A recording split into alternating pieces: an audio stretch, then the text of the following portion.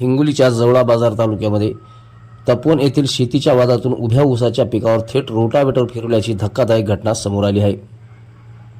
या घटनेत शेतकऱ्यांचे तब्बल 6 लाख रुपयांचे नुकसान झाल्याचा आरोप आता शेतकऱ्यांनी केलाय।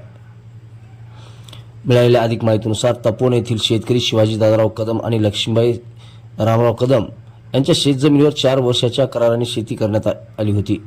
या जमिनीत ऊस लागवडही करण्यात आली होती।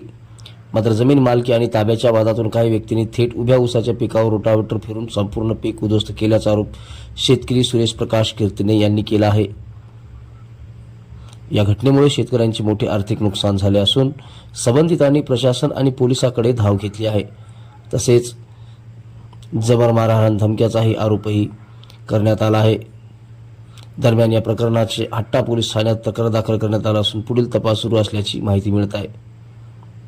त्यामुळे आता कायदा हातात घेऊन पिकाचे नुकसान करणाऱ्यावर कठोर कारवाई होणार का याकडे आता संपूर्ण परिसरातील शेतकऱ्यांचे लक्ष लागले आहे। लोकपरिवर्तन न्यूजसाठी हिंगोलीवरून भगवान जाधव। लोकपरिवर्तन न्यूज लाईव्ह, लोकशाहीचा बुलंद आवाज।